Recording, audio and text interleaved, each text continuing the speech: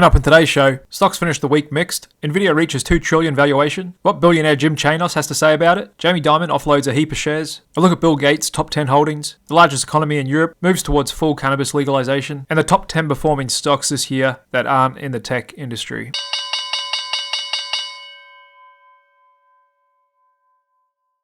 Hey, what's up guys? Welcome back. And what a bit of an underwhelming finish to an otherwise action-packed week on Wall Street. Even though volumes are still running hot, we didn't get much volatility or moves today. Apart from Tesla, which finished a little lower, same with AMD, another move down in oil and gas. The rest of the market was pretty bullish and the overall market pretty flat. Got the S&P 500 pretty much unchanged on the day, on a really narrow range day. Nasdaq actually falling a little bit. And just looking at the big fella, Nvidia, actually got up above 820 today on higher highs, higher lows, pretty much finished the day flat. And there's a look at the 5-minute chart. Raced up in early morning trading, getting above a $2 trillion valuation for the first time ever, before having quite a bit of volatility from 820 all the way down to 775, before bouncing and holding into the close. And just looking at the second hottest stock out there, Supermicro Computer, it may have already started a topping formation here. We'll see whether it can break out of 1050 next week. Otherwise, that very well may be the top, at least in the short to medium term. We'll just have to wait and see. Same with ARM Holdings. Looks like it's lost momentum. It's stalling out a bit here. And other hot semi stocks like AMD haven't been able to find new highs in these last couple of days of trading. And apart from Nvidia, it was only Amazon and Meta which found new highs today as well. All three the strongest big tech stocks out there. And once again, Tesla just struggling to find its footing and get above its 50-day VWAP. Still quite a bit of weak sentiment with this stock here. We've still got some earnings results rolling in. Got Carvana overnight coming in with some good guidance. Stock finishing up 32% today. Same deal with Block after their earnings, up 16%. And so for a bit of a bird's eye view of the market and what are the strongest and weakest performing sectors, just looking at my sector trends table indicator, we've still got a bit of weakness in utilities. ARC Innovation, believe it or not, after Cathie Wood dumped her Nvidia shares at the lows in late 2022. She's totally missed out on this rally. Still got some persistent weakness in the clean energy and gold mining sectors, and regional banks still not out of the woods yet either. Everything else is pretty much green across the board, short, medium and long terms. So overall the market is still in some strong uptrends, which you don't want to fight. And stick with me today, because a little bit later on in this video, I'm going to show you 10 of the best performing stocks so far this year that aren't semiconductors or technology stocks, like a lot of people are obsessing over at the moment. I thought it'd be a good idea to share with you guys. There are other stocks out there that are performing well in industries completely unrelated to AI. But before I get into that, let's just quickly look at the biggest news story in financial markets this week. That's the absolute surge in Nvidia and the craze it's creating around it, with Wall Street as optimistic as ever on the stock and AI boom. And that's spilling over into consumers and investors at large as well, with US households having their equity allocations at near record highs of 41%, and thanks to the recent rally in US stocks and the continued underperformance of other developed and emerging markets, US stock market's now at a record 64% of world capitalization, absolutely dominating global stock markets. And no doubt a lot of that is deserved. America are head and shoulders above the rest of the world when it comes to technology dominance and these big tech companies with their apps that we all use around the world, and that's unlikely to change anytime soon either. The only question is, how long can these lofty valuations remain? And so Nvidia is now the third most valuable company in the world, only behind Microsoft and Apple. Now got a larger market cap, Alphabet, Amazon and Meta. And considering its strong bull run, anything's possible. It could very well hit 3 trillion, even 4 trillion, and become the most valuable company in the world. And just looking at my own stock fair value indicator, because of its huge growth rates and profit margins, it's significantly increased the fair value to $734 a share. And so now, according to my indicator, it's the most fairly valued since early 2023, when it was trading below what it said was fair value back here. And it was at that time I was thinking AI could be the next bull market, because it was just after we got news of Microsoft making a large investment into ChatGPT. And in fact, it was the third video on my channel that I just started way back in January 13 last year. I made a video called AI is shaping up as the next bull market, and in it I made my thesis as to why I thought it could take off, primarily because of Microsoft's investment. And this was back when Nvidia was $150 a share. In my video, I made a case for investing into AI ETFs, and admittedly, I didn't buy as much as I should, and also admittedly, I attempted to short Nvidia in the high 300s, only to get quickly stopped out a bit above 450, and I've pretty much stayed out of it since then, as I just couldn't justify the valuation. However, like I said in my video back then, I still like AI as a long-term secular play via an ETF. It's just right now, things are quite bubbly, even though we're getting these monster growth rates and profit margins from Nvidia. And funnily enough, my fair value's actually got it as the most reasonably valued since early 2023, when it was trading below fair value back here. And just looking at that strong price trend, there's no way I would short this. And its ascent to this valuation has been historic, of how fast it got to 2 trillion in market cap after passing 1 trillion. Just looking at Apple and Microsoft, took them about 543 days. Nvidia got there well under half the time in 175 days. Just absolute rocket ship. And so it surprised a lot of us, myself included, just how powerful and strong this boom is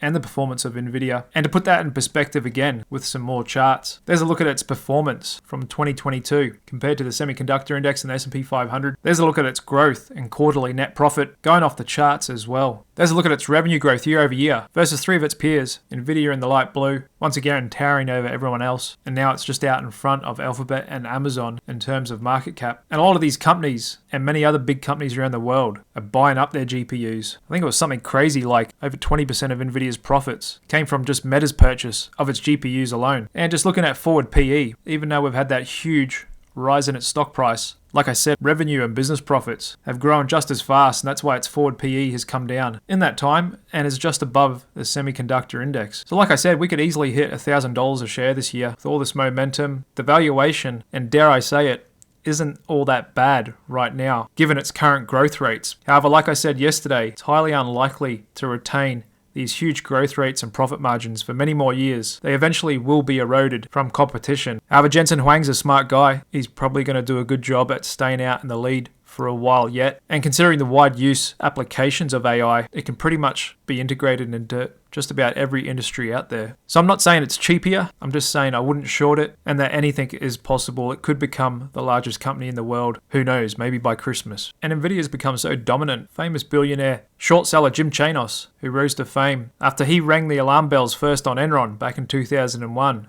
He was short the stock, absolutely cleaned up. He's actually had to recently close down his fund to investors, as it's practically impossible to be a short seller in this market, as it has been for the last good 10 years or so. And he's warning Nvidia's epic growth is cannibalizing big tech, saying they're growing at the expense of other big tech companies. Whilst Nvidia's raking in profits, its customers are racking up bills, noting that Microsoft and Meta are among the largest buyers of Nvidia's microchips. With him saying Mag 7 cannibalism rolls on until the music stops, tick-tock. So they're all very closely interrelated now. The success of those other big tech companies translates into bigger spending with Nvidia, and so they're all pretty much joined at the hip. And so no doubt the fundamentals in AI are as strong as they've ever been. Growth rates are the highest. However, we're continuing to see a number of key insiders in this market offloading large chunks of shares. Most notably and recently from Wall Street's number one man, that's JP Morgan CEO Jamie Dimon, who's been heading up the bank for almost 20 years, has a really strong track record of buying the dip. He bought back in the lows after the great financial crisis in early 2009. Again in 2011, and on the dip in 2016. And I don't think he had sold any shares in that entire time.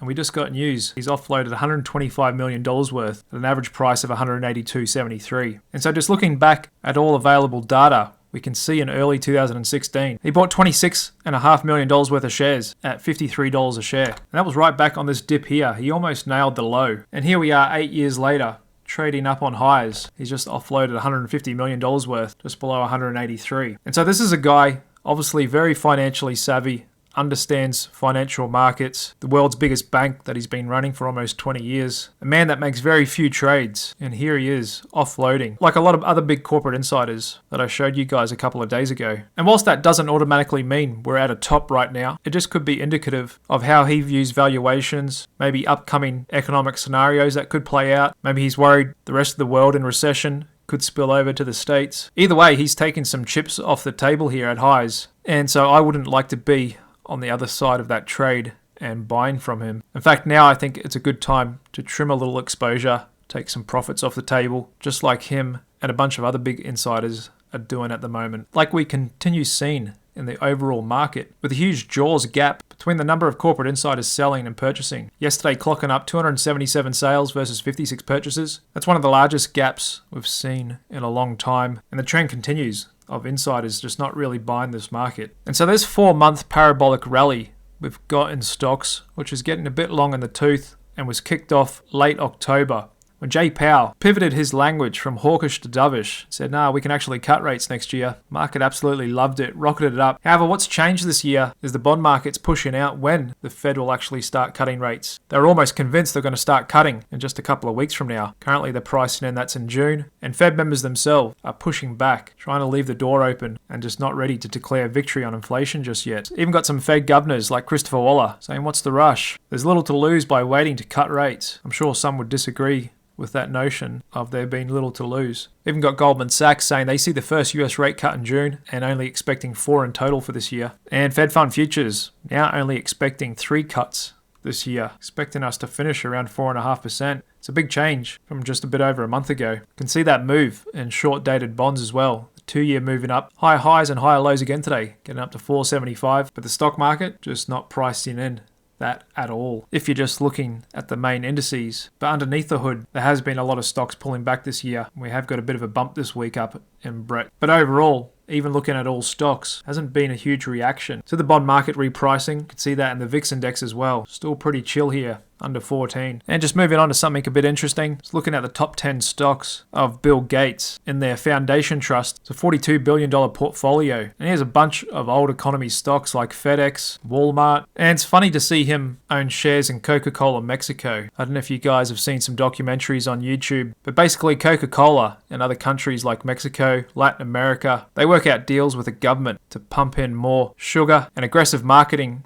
to children, which is creating a huge obesity epidemic in these countries that are much more vulnerable. And so just interesting to see a guy like Bill Gates, who's apparently a global health proponent, actually profit from the selling of very high sugar content Coca-Cola products. And being a shareholder, you naturally want more of that product to be sold. So it's quite conflicting to see him own something like that. He's also got Ecolab, John Deere, Caterpillar, Waste Management, Canadian National Railway, a lot of shares from Warren Buffett's Berkshire Hathaway that he's gifted him, and of course the number 1 position, Microsoft. Moving on, we've got Europe's largest economy, Germany, moving one step closer to full legalization of cannabis, looking likely to get it done before the States, potentially opening the doors for the whole Eurozone to legalize it, and that's helped the most liquid cannabis ETF on US exchanges. The advisor shares, cannabis ETF MSOS, rally up almost 5% today, close to multi-month highs. And on the last trading day of last year, I gave my top 10 picks for this year. This was my number 1 pick, and it's already doing very well, up over 42% year to date. No surprise, the stock market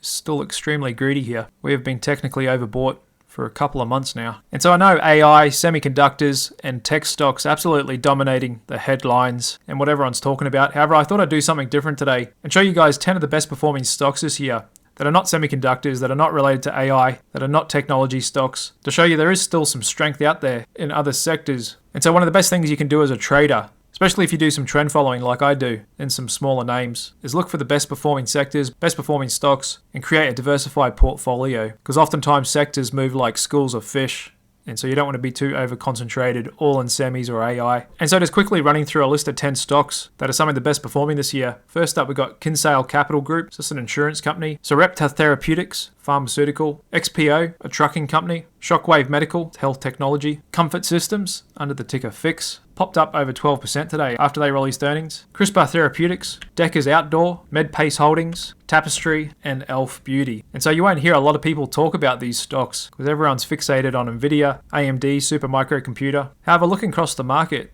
there are plenty of other stocks out there that are having some nice uptrends. And there's some other stocks out there that have been better performing than Nvidia over the last couple of years. Like Alpha Metallurgical Resources, a coal stock, ticker AMR. Just a couple of years ago, my trend candles indicator gave a buy at $10.50 with stock fair value at $27. It's undervalued by more than 50%. That was in late 2020. A little over 3 years later, turned into a 38 bagger, now trading just below $400 a share. And how many people have you heard talking about this stock? It's actually better performing than pretty much everything else out there. However, the reality is, most people are just not interested in hearing about these smaller stocks. And that's why we're continuing to get concentrated volumes, with once again Supermicro Computer coming in number 2 as the most liquid stock on the entire market today.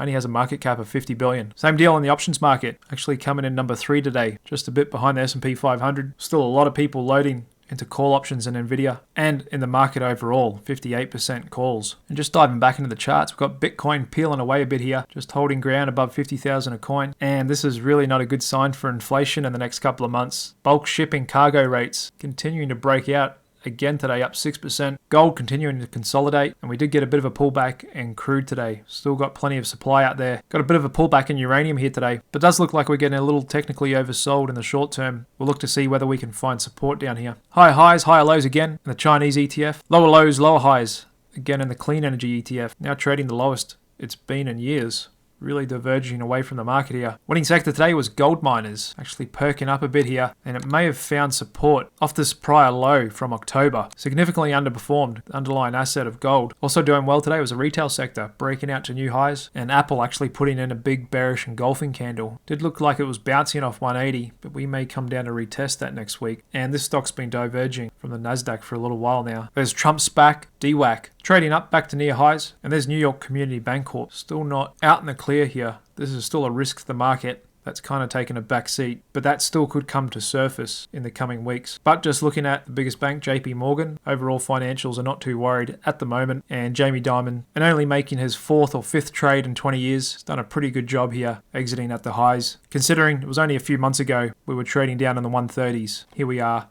up in the 180s. And there we are, guys. That's a wrap for this week. Looking out to next week, got a little bit of important economic data coming. GDP growth rate and the Fed's preferred inflation gauge, PCE data, could get markets moving a little bit here. Of course, we'll be keeping an eye on Nvidia, another hot stock supermicro computer, to get a feel for this market, to see whether we might get a change in sentiment and a bit of an overdue pullback. However, like I've been saying for a while, as long as the S&P 500 is above this yellow line, the 50-day VWAP, then the trend is up, as it is in most sectors as well. It's always best to not try and fight the trend. That's all I got for you today. Thanks very much for tuning in to the Click Capital Daily Market Review. If you found some value in this video, please hit that like button and drop a comment. Always interested to hear what you guys say. Other than that, have a great weekend, and I'll see you again Monday night. Cheers.